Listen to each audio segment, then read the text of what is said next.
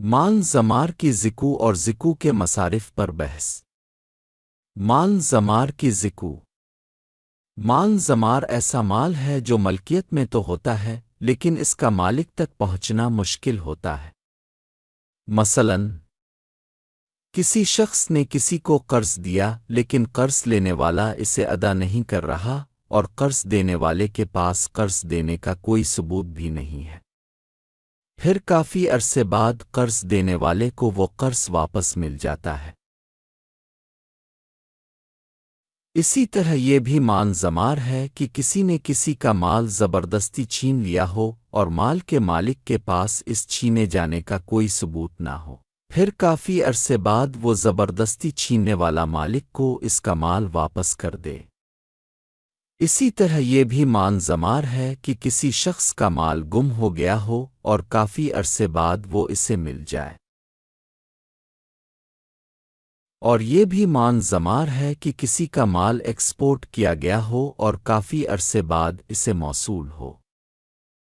اسی طرح یہ بھی مان زمار ہے کہ کسی نے اپنا مال کسی جگہ دفن کیا ہو لیکن اسے یاد نہ رہا ہو کہ کس جگہ دفن کیا تھا اور کافی عرصے بعد اسے مل جائے۔ مان زمار پر گزشتہ برسوں کی ذکو واجب نہیں ہوتی۔ ذکو کے مصارف خرچ کی جگہیں۔ ذکو کے مصارف خرچ کی جگہیں اللہ تعالیٰ نے قرآن میں مقرر کر دی ہیں۔ ذکو کے مصارف کے بارے میں اللہ تعالیٰ فرماتے ہیں، صدقات یعنی ذکو تو صرف فقیروں، مسکینوں، ذکو وصول کرنے والوں اور ان کے لیے جن کے دلوں میں الفت پیدا کرنا مقصود ہو، اور غلاموں کو آزاد کرانے میں، اور قرضداروں کے لیے، اور اللہ کے راستے میں جہاد کرنے والوں کے لیے، اور مسافروں کے لیے ہے۔ یہ اللہ کی طرف سے ایک فریضہ ہے، اور اللہ سب کچھ جاننے والا، حکمت والا ہے۔ سورۃ التوبہ۔ جن پر ذکو خرچ کی جائے گی ان کے بارے میں اللہ تعالیٰ نے قرآن کریم میں 8 اقسام کا ذکر کیا ہے۔ دوسرے خلیفہ حضرت عمر رضی اللہ عنہ نے ذکو کے مصارف میں سے کافروں میں سے ان لوگوں کو جن کو اسلام کی طرف مائل کرنے کے لیے ذکو دی جاتی تھی نکال دیا تھا۔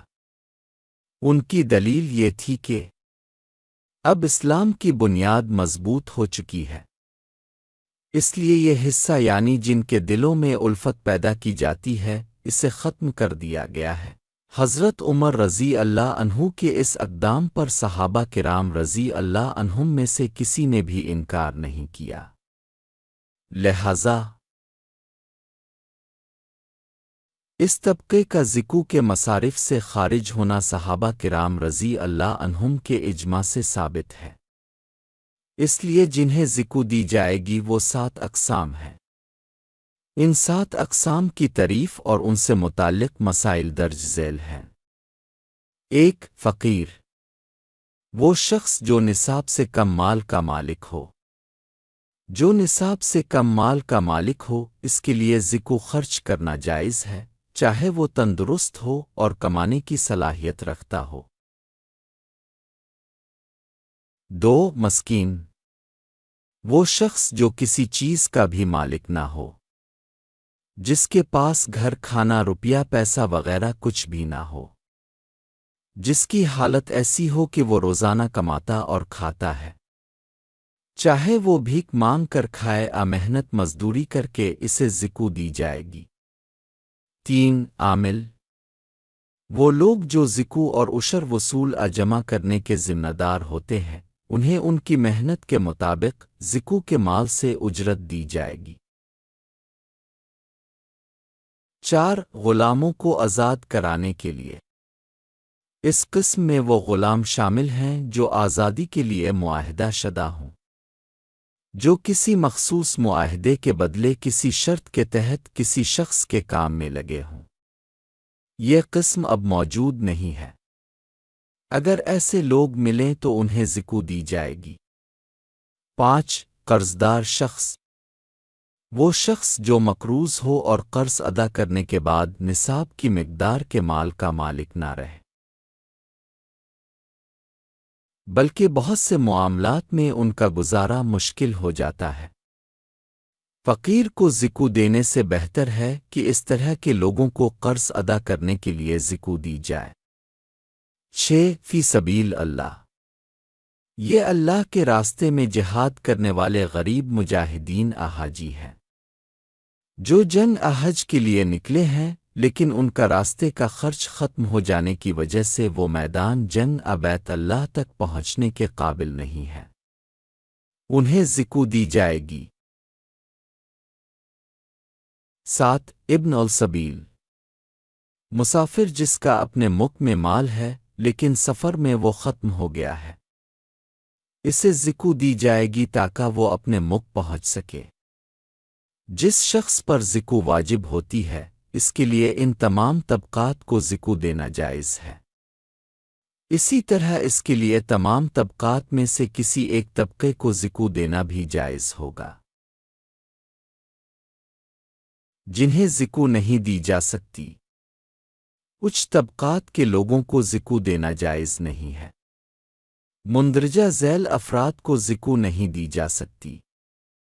1 کسی کافر کو زکو دینا جائز نہیں ہے۔ 2 کسی مالدار شخص کو زکو دینا جائز نہیں ہے۔ 3 کسی مالدار بچے پر زکو خرچ کرنا جائز نہیں ہے۔ 4 بنی ہاشم کے لیے اور ان کے آزاد کردہ غلاموں کے لیے زکو دینا جائز نہیں ہے۔ 5 مال نصاب کے اصل کو زکو دینا جائز نہیں ہے، جیسے باپ دادا اور ان کے اوپر کے آباء و اجداد۔ 6 مال نصاب کے فرع کو زکو دینا جائز نہیں ہے، جیسے بیٹا بیٹے کا بیٹا اور ان کے نیچے کی نسل۔ 7 مال نصاب کی بیوی کو زکو دینا جائز نہیں ہے۔ اسی طرح بیوی اپنے شوہر کو زکو نہیں دے سکتی، اور باقی رشتہ داروں کو زکو دینا بہتر ہے اگر وہ حقدار ہوں۔ 8 مسجد کی تعمیر، مدرسہ کی تعمیر، سڑک کی مرمت، اپل کی مرمت میں زکو خرچ کرنا جائز نہیں ہے۔ میت کے کفن کے لیے میت کا قرض ادا کرنے کے لیے زکو خرچ کرنا جائز نہیں ہے، کیونکہ ان تمام صورتوں میں کسی کو زکو کے خرچ شدہ مال کا مالک نہیں بنایا جاتا، اور زکو کے مال کا مالک بنائے بغیر زکو ادا کرنا صحیح نہیں ہوتا۔ اگر رشتہ دار زکو کے حقدار ہوں تو پہلے انہیں زکو دینی چاہیے، اس کے بعد پڑوسیوں کے لیے زکو خرچ کرنا بہتر ہوگا۔ کسی ایک شخص کو نصاب کی مقدار کا مال زکو دینا مکروہ ہوگا، مثلاً کسی کو 20 مسقال سونا 200 درہم چاندی دینا۔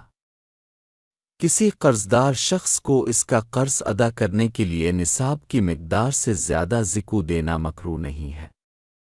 مثلاً زکو وصول کرنے والے نے کسی کو قرض ادا کرنے کے لیے 1000 درہم دیے، یہ مکروہ نہیں ہوگا۔ ضرورت کے بغیر ایک علاقے سے دوسرے علاقے میں زکو منتقل کرنا مکروہ ہوگا۔ تاہم زکو وصول کرنے والے کے رشتہ داروں تک پہنچانے کے لیے زکو منتقل کرنا مکروہ نہیں ہوگا۔ زکو ایسے لوگوں کو دینے کے لیے منتقل کرنا مکروہ نہیں ہے جو زکو وصول کرنے والے کے اپنے علاقے کے لوگوں سے زیادہ ضرورت مند محتاج ہوں۔ جو مسلمانوں کے لیے زیادہ فائدہ مند ہو تو ایسی صورت میں زکو منتقل کرنا مکروہ نہیں ہوگا۔ مثلاً دینی مدارس،